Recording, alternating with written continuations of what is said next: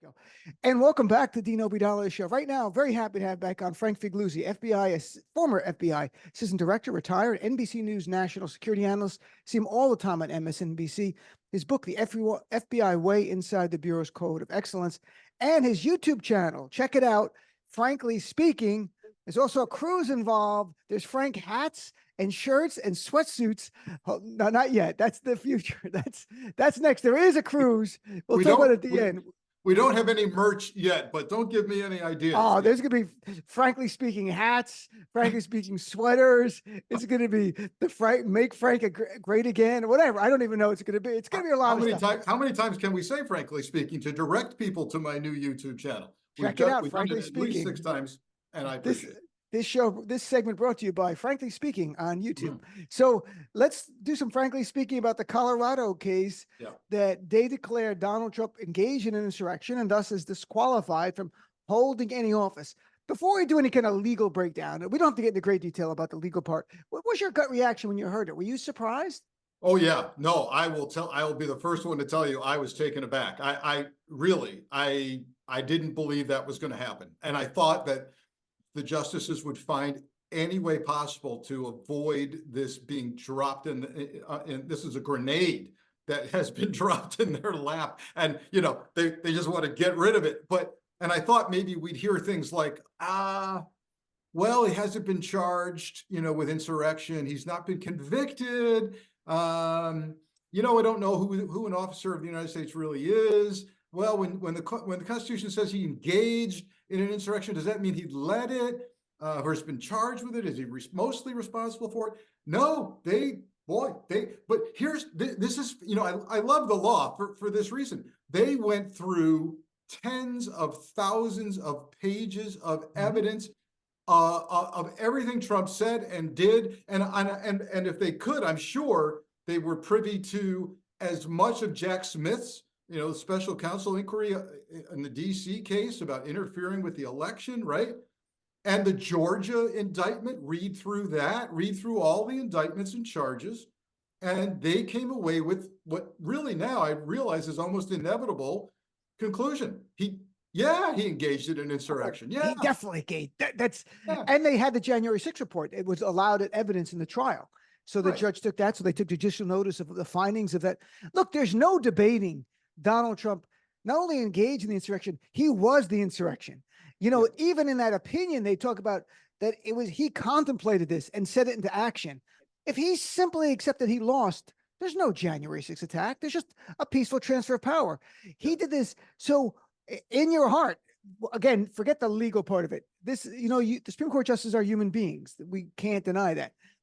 Do you think there's any chance that 5 of them go, we've got to end this nightmare, including a couple of conservatives who are like Gorsuch and Roberts? That's what I keep saying to everyone, Gorsuch and Roberts and the 3, in that it's one that Trump picked. But they, as a Supreme Court justice, you understand if Trump gets back in, your institution is demoted. Like it's almost meaningless because dictators don't care about checks and balances. And he's told us he'll be a dictator. Do you think there's any chance or no? Hey, I like to fantasize as much as anyone, and let's engage briefly in such a fantasy. Yes, of course, we want to believe that politics never enters into a Supreme Court decision. Of course, that concept's been eroded, sadly, with a couple of the justices. But yes, this is an opportunity for the court to say, you know what, we act we act on the facts and the law, and in the back of their minds, God darn it, it's just an opportunity to get rid of this guy. We can do it legally. We can do it absolutely legally. And don't forget, I think this is important. They don't have to relitigate everything about the insurrection, the RICO case in Georgia, the rally, the blah, blah, blah. They just have to look, their job is not to litigate and find fact. They are not finders of fact. They have to look at the Colorado process and decide whether it was constitutional and lawful. And what's been handed to them is a decision that says Trump engaged in an insurrection. The Supreme Court's job is either to say the process was flawed, You don't run, the Constitution might say you can't hold office, but he could certainly run for office. We don't see how you're taking him off the ballot. Blah, blah, blah, blah, blah. Can there be a write-in that gets him on, that gets him the win in Colorado? I think they're gonna work around the edges, right? But it's process. It's not finding fact. They are stuck with that Colorado decision. I think it's interesting what you touched on. The idea of ripeness from a legal point of view means a case is not ready to be adjudicated, so they don't hear it. And they go, well, Section 3 of the 14th Amendment doesn't say you can't be on the ballot like you're saying. It says you can't hold office. So if he were to win, will we revisit this? But there's no reason to even hear it. It could be a million decisions. Do you think there's any chance they don't hear it? They go, we're just not going to hear it. We're not doing this. The grenade, the deflecting the grenade. Go right back. Go ahead. Every state, you're out for your own. Listen, we have a majority of justices who are heavily into states' rights, states' rights, states' rights. Right. Right. The state, and the notion that the federal government doesn't run presidential elections. States do it. And so it is possible that they could go, that sounds like a state thing to me. Bye. And kick it right back. Yeah. The other I had on Jill Wine-Banks last night, we were talking about this. I go, what if, because Team Trump says we're going to appeal. They haven't appealed as of right now. I mean, they could appeal the next day or two.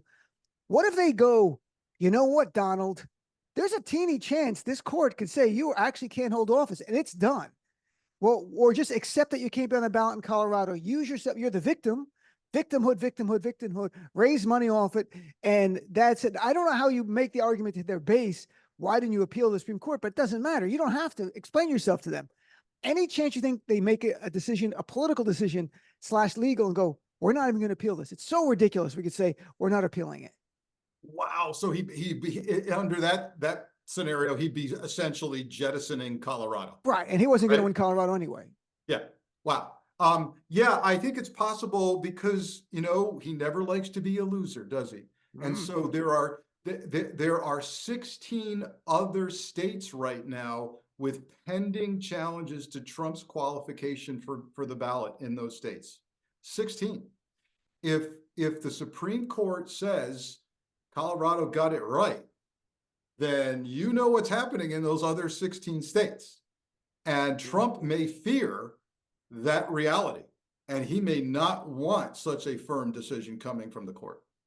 I'm chatting with our friend Frank Figliuzzi. So Frank, something that we've talked a lot about in the past, that's the threat of violence by MAGA. I just call it MAGA violence, MAGA terrorism at this point, to be blunt. NBC News reported today that in the 24 hours since the Colorado decision, that online, we don't know if it's gone beyond online, but social media has been, quote, flooded with threats against the justices who ruled in this case, including, if you read it, not even to get into it, but hanging them and killing them, all that kind of stuff. I don't know if they're getting phone calls or these people venting online. Can you share anything about what's going on? Yeah, so it's incredibly disturbing. It took just 24 hours after the decision for just to be awash. Social media is awash in threats right now. And I don't mean people going, I wish these people got hurt. I don't like these people. No. Great specificity, not only in how they, how to kill Colorado justices, use hollow point bullets, for example, is one comment. But also the names and addresses and emails and phone numbers and pictures of the justices are all out there now among the most extreme and fringe platforms and websites. And look, no surprise, it's all being driven. Many of them, and the NBC reporting points this out, you can draw a direct line from a Trump posting about the Colorado decision and the threat that replies back to him. So you can't say, Trump is just has no connection to these threats. No, he has a direct line to these threats that can be drawn. And the justices, there's also, a lot of things here. So we're already under a heightened threat environment. The FBI and DHS has warned us that because of the Hamas-Israel war, they're very concerned about an inspired lone actor here in the homeland. But God darn it, Dean, here we are again with the concept of an inspired act of terrorism here on U.S. soil, this time, sadly, from a former president, current candidate, to the Oval Office, and somebody's going to get hurt. And as I said, there's 16 other states where some form of challenge is pending in some way. So it's not about just protecting the justices. It's not about protecting just the 6 petitioners in Colorado, who I'm concerned about, but also everybody involved in all of these other cases. So it's not just about securing people and property. It's also really a macro problem about securing our judiciary, our justice system, our rule of law. If we can't get this right, if people are going to hurt people and kill people because they don't like a Supreme Court decision, then we're going to lose essentially our way of enacting justice. I agree. And I think it's so important in which the passion that you call that out. We can't allow this to be normalized. Every time someone does anything to Donald Trump, his base understands, respond with threats of violence and maybe even violence. Jack Smith talked about it in their motion to get a protective order in a gag order, essentially, in the January 6th case. In writing, you have the DOJ saying, Trump says it, it's a call and respond. He says this, they know. He put in there, they understand their role. And yeah. Trump never denounces it, never clamps it down. And Dean, here's where we are as a country. He's aided and abetted, as usual, by far-right media and everyone else. And, you know, Vivek Ramaswamy saying, I'm not going to run in Colorado. Really? Okay. And then, you know, last night on Fox, Jesse Waters, who's extremely dangerous rhetoric almost any given night from him, he posts on his big screen on his show the photos of the 4 justices who were the majority and decided Trump to disqualify Trump. And what's the header, the banner over their 4 pictures?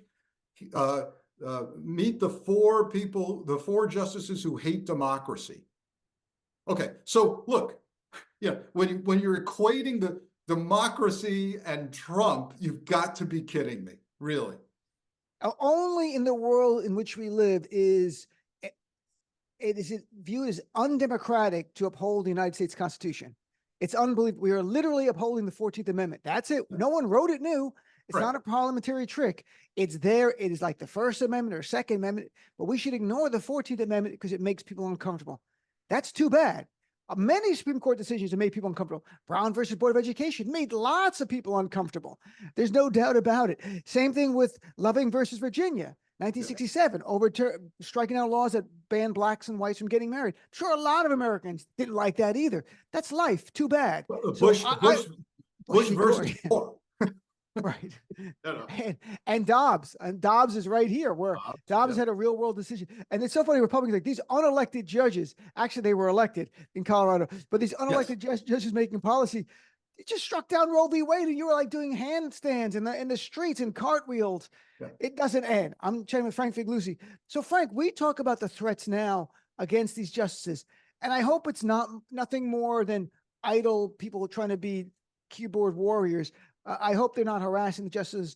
But what if the Supreme Court, the U.S. Supreme Court, really did ban Trump from the ballot? He's out of politics in America. That's the end of it. Any sense, if initially they get really angry, but any sense with these kind of movements that if you really emasculate their leader, does the movement begin to frazzle, fall apart? Do they look for someone else? What happens?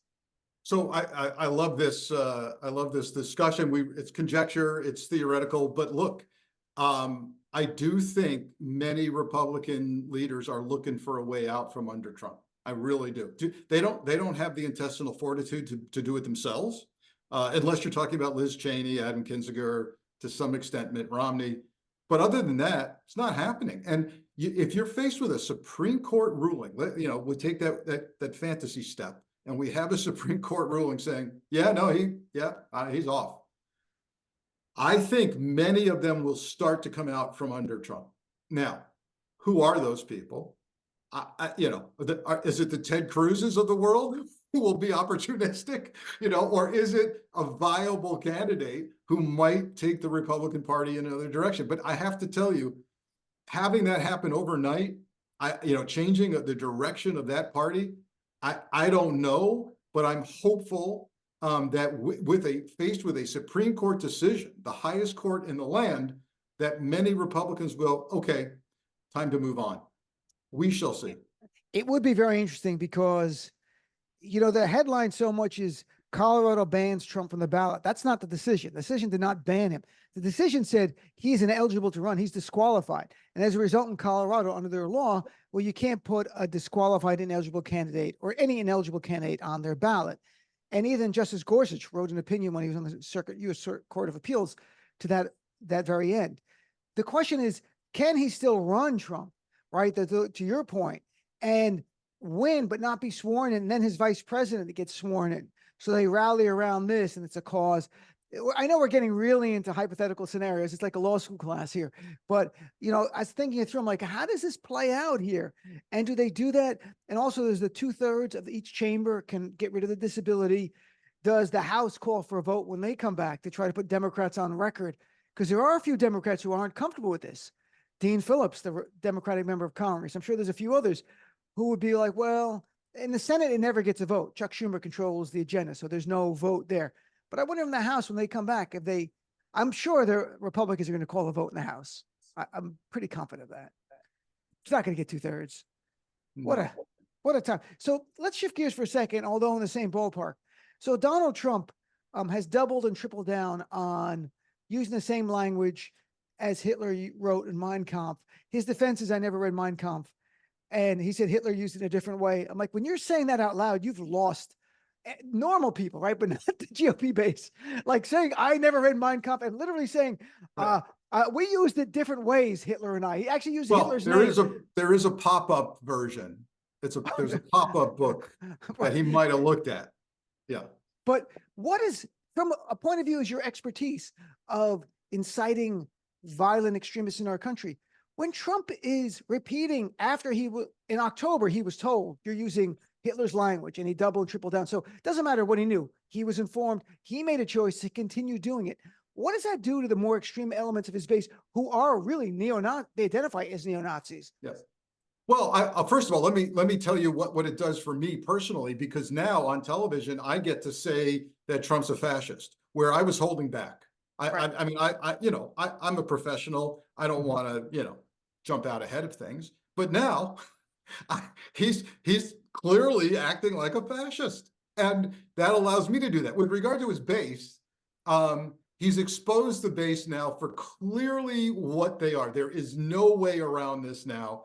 This is a racist, authoritarian, wannabe dictator who is emulating Hitler, praising Putin and Kim Jong-un and President Xi in China. This is who he wants to be. This is who he is. And, if you think, and these people around him who are going, oh, he doesn't mean it. Oh, it's rhetoric. Oh, he'll be, he's just trying to get a rise at people. Those people are almost worse than Trump because they're in full denial. So this is what you will get. If you're an independent voter or you're a Republican voter and you're thinking, I just like what he stands for. Now what he stands for is fascism. He does. Yeah. I love when Republicans...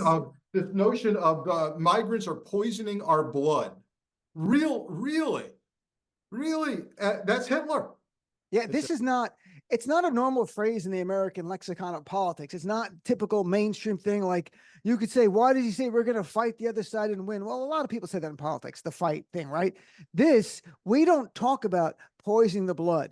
White supremacists talk about other races poisoning the blood. Hitler literally wrote about it in Mein Kampf.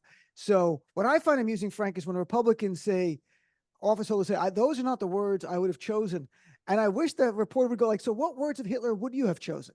Like, why not say that to him? Like, what part of Mein Kampf are you more comfortable with and have an affinity to? Just do that. So they just go, what? I'm never going to speak to you again. But access journalism only doesn't let you ask that next question, which we can ask here. Yeah, please tell us what's the better way to describe how you don't want races to mix. Please explain. Right, at our clubs, we say it in a much nicer way in between our mint juleps. So you wrote an article, and this story got lost because there's so much every week, every day. But you wrote a really good article for MSNBC about the binder of unredacted classified U.S. intelligence on the Russia investigation, which we learned last week went missing in the final days of the Trump administration.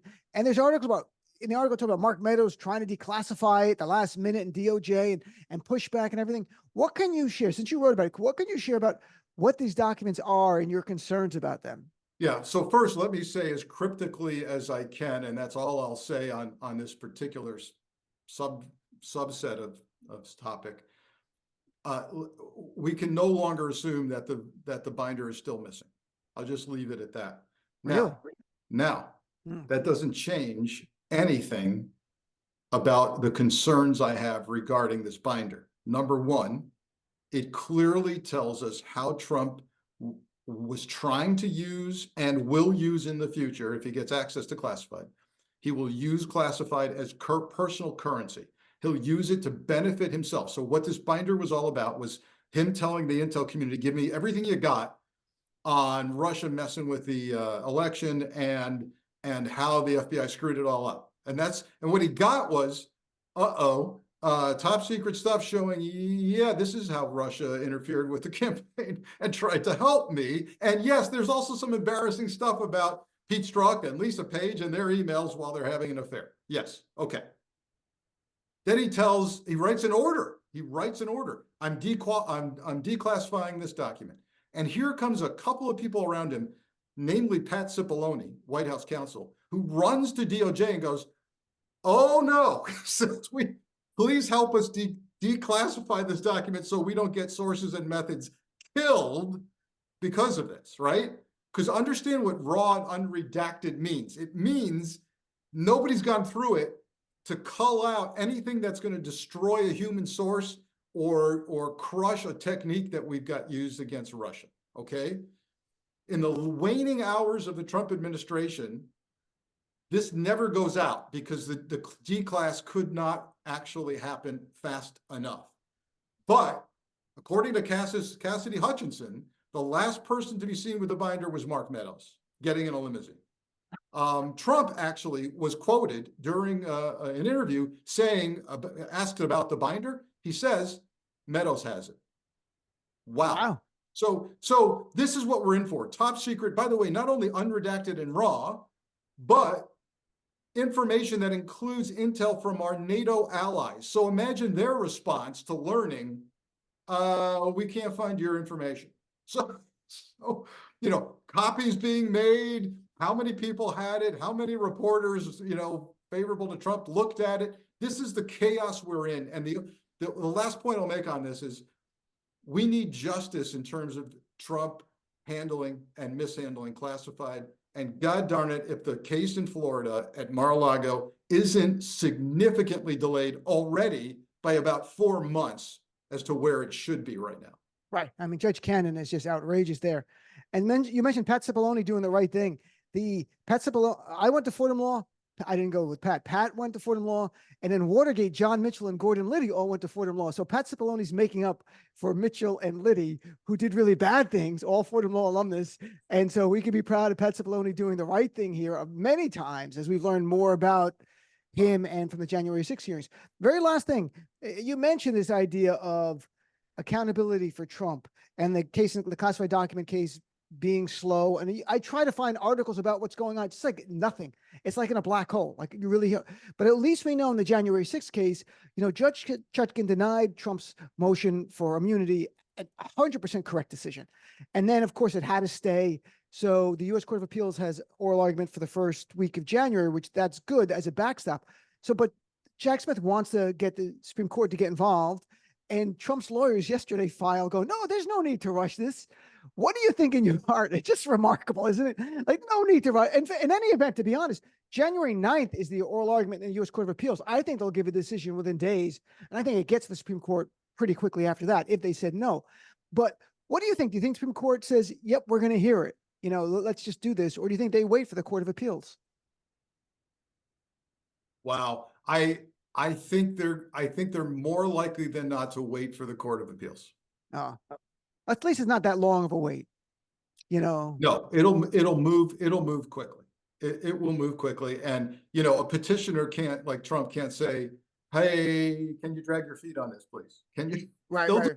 how they want, but I do think they might let the appellate court do its thing first. Well, the one good thing is I reminded people, because I read Liz Cheney's book last week when I was on vacation, and she reminds us in her book that when they made the motion, January 6th committee, to get Trump's documents from the National Archives, it took the appeal from the district court to the U.S. Court of Appeals to the Supreme Court, and within about 7 weeks, they had a decision from both.